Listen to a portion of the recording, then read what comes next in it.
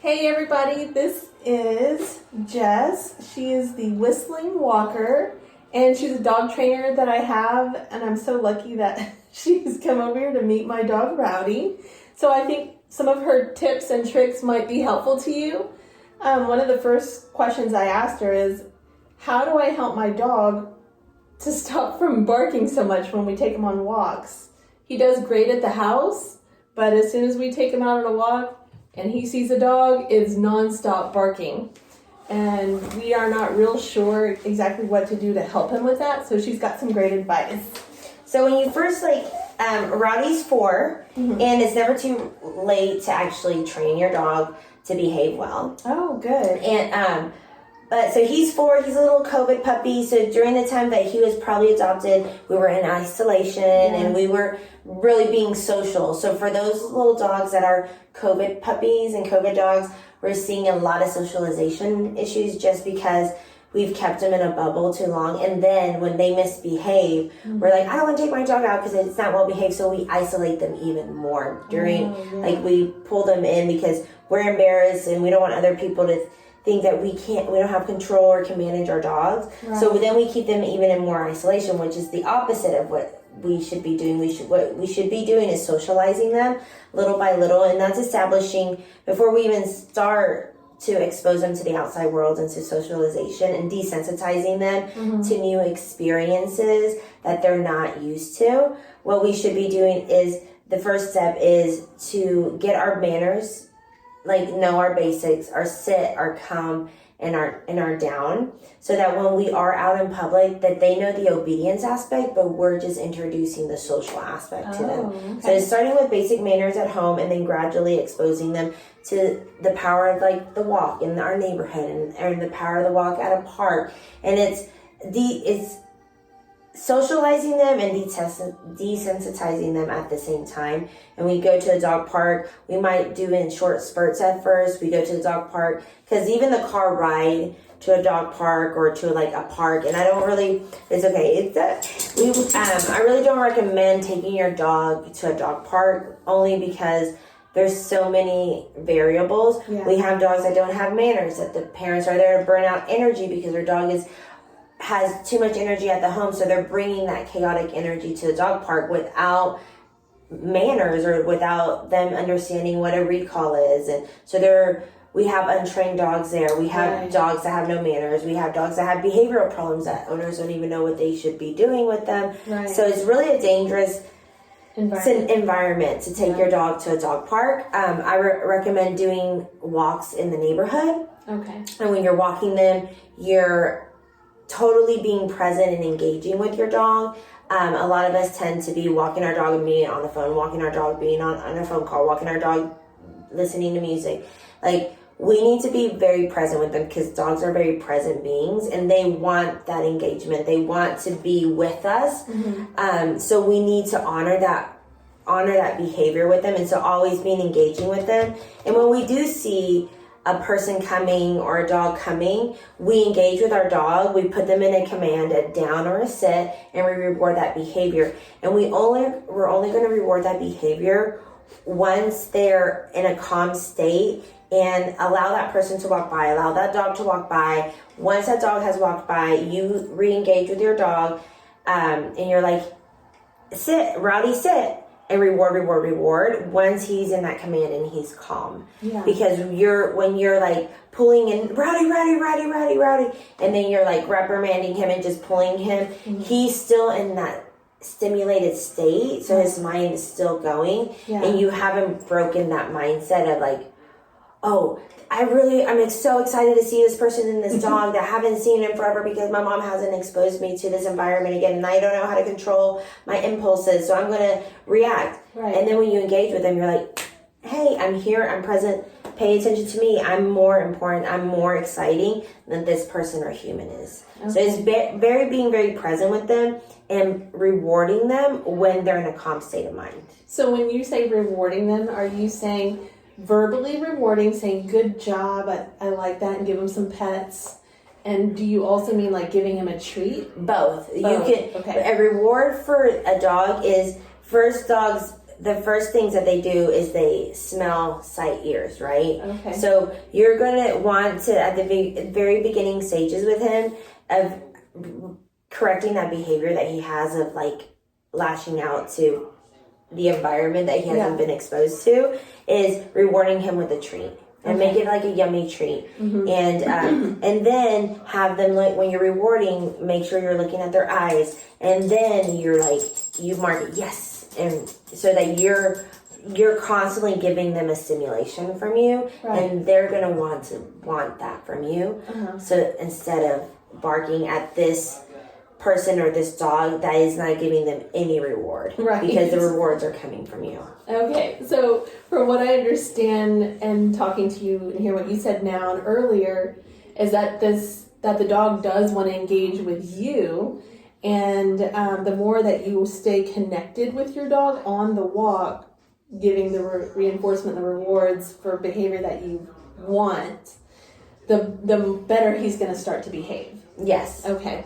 So before I start taking him out to the environment, I need to train him on basic commands, so when we get out there, he knows what is expected. Yes. Okay. And then you're going to do that in small increments, because you don't want to keep him in a very heightened state of always anxious and like of this new environment. So you're going to keep the walks 10 minutes, 15 minutes, and then allowing him to go out for 10 minutes, come home for 10 minutes, get him back to a calm state of mind.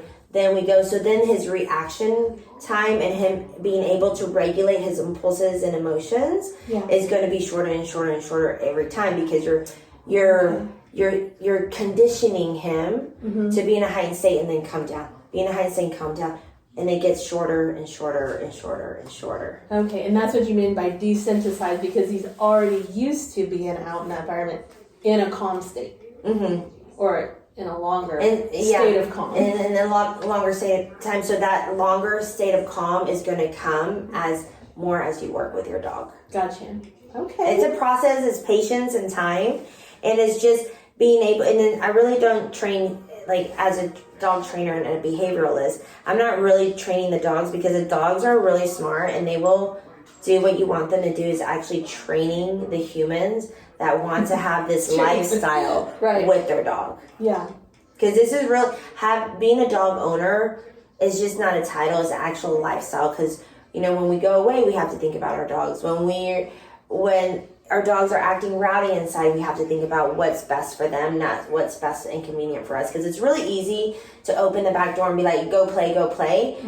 But they're going to go play and run around, and have physical stimulation, but are you mentally stimulating your dog? Are you really being present with your dog? And it's really building that bond, and that where they want to be like, oh, she's home, I want to please her, what does she want me to do? It's really building that bond and that respect between your relationship with your dog, not just having a dog and like, okay, go outside, run around, we'll play toss, but are you mentally stimulating your dog? And a lot of dogs that react like have outbursts is because they have so much energy built up that they're not exerting that mentally. Yeah.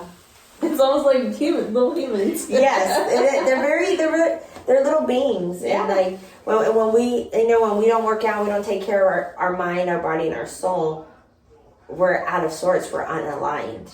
There was something that you had mentioned, this is the last tip, but you said that you grab them under the collar and then you tell them to come to you? Yes, it's called I learned this from another trainer, but it's called the Go Get method. Okay. So a lot of people tend to like, their dog's acting up and their dog you haven't really fully got them to understand the here or the come, or the what we call recall. They might know what it means, but they don't take you serious. They're like, every time she says come, every time she says here, she really doesn't do it. There's no follow through and there's no discipline. So I don't have to listen to her.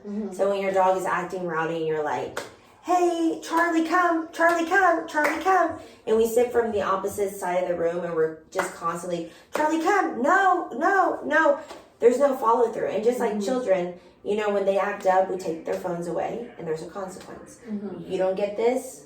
You know, so that's what we like take action with our kids, right? That's what we have to do with dogs. We don't just sit on across the room, clap our hands, like da da da da, and scream out this stuff that they're not even they're not even listening, Right. or they can hear us, but they're not listening, because dogs have like 160, I think, times better hearing than us. So Wow. even a whisper, they can hear.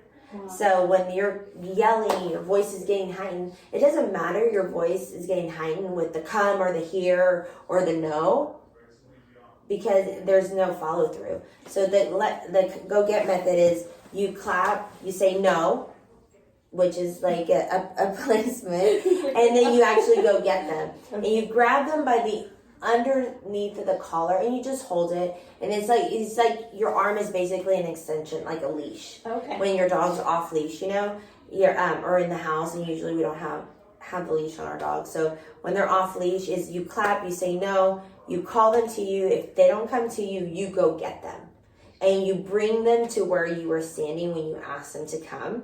And you hold them by the collar, you put them in a sit, and when you're bringing them, you're not going to be holding them tight. You're going to have your arm like a leash. You're just bringing them, you're guiding them to where you were, and then you put them in a sit. Mm-hmm. You don't have to necessarily hold their collar, but once you get to them, you grab them, you hold them by the collar, you take them. If they don't want to sit, a lot of rowdy dogs don't want to sit, you just grab it and you just gently push down. It's not hurting the dog. You just put it, and you just gently, and you ask them to sit. You don't release them until you say a command, free or break or okay, once they've calmed down. Okay. And you're helping them regulate their impulses. Mm-hmm. And you're telling them, hey, I said to come, you didn't come, now this is a consequence. I've brought you to me mm-hmm. for the come. Mm-hmm.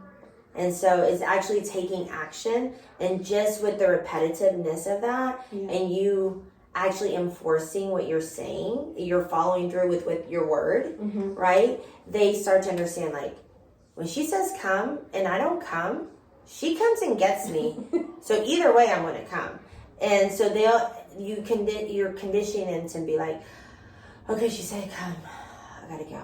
Because she's going to come get me anyways. Yeah. So you start conditioning him to be like, hey, I'm the boss. I don't care what you're doing over here. Mm-hmm. I asked you to come. You're going to come regardless. So like after 1 or 2 times or 3 times, and then you go get one. No, if they don't come to you on the first, that's when you get up and you go get them. Okay. It's like telling your kid, don't touch that. Don't touch that. Don't touch that.